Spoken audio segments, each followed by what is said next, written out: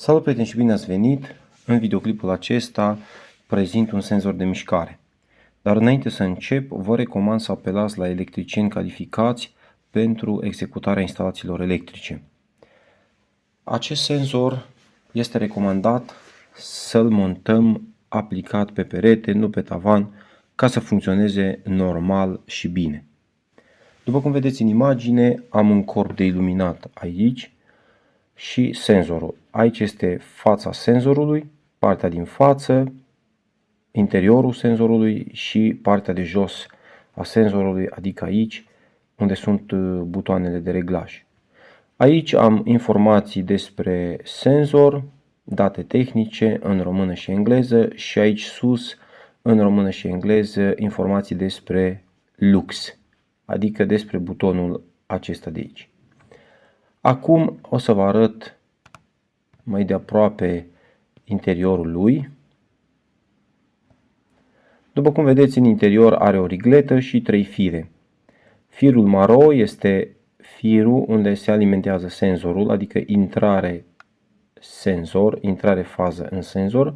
Nulul este în mijloc și firul roșu este firul de ieșire fază spre corpul de iluminat. Acum o să vedem și butoanele de reglaj. Aici în partea stângă este time, adică butonul de unde selectăm cât timp să fie corpul de iluminat aprins. Dacă, așa cum este acum, pe 3 minute, va sta 3 minute.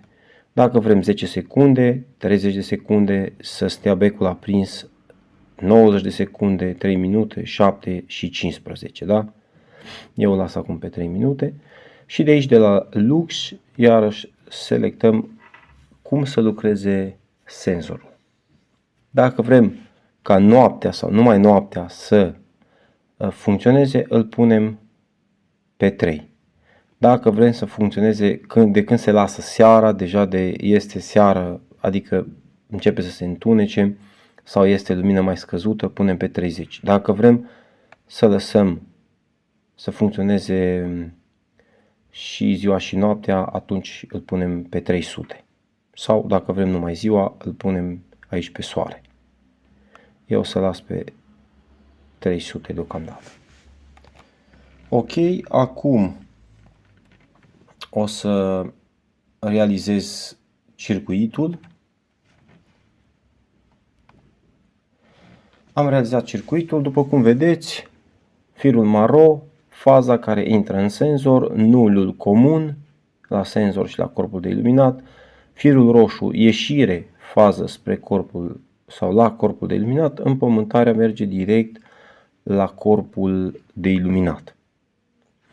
Ok, acum trebuie să fac o simulare, da? Dar haideți mai întâi să alimentez senzorul, adică să alimentez circuitul.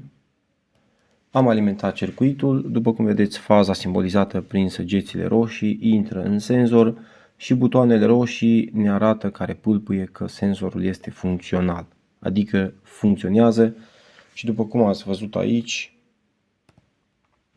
el are un unghi de detecție aici la 180 de grade. Da, acum mai rămâne să fac o simulare ca să vedem cum funcționează.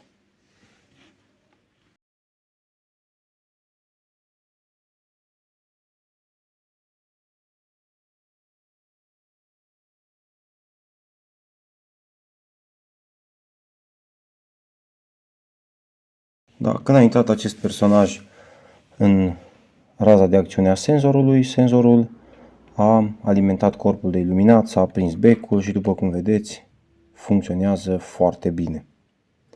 Acum senzorul o să întrerupă, a întrerupt și din nou, iarăși când acest personaj va intra în raza de acțiune, va alimenta corpul de iluminat.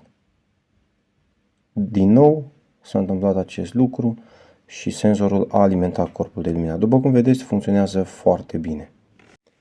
Nu are rost să mă mai lungesc. După cum vedeți, funcționează foarte bine. Acesta a fost videoclipul. Eu vă mulțumesc pentru atenție, vă doresc numai bine, o zi bună, la revedere!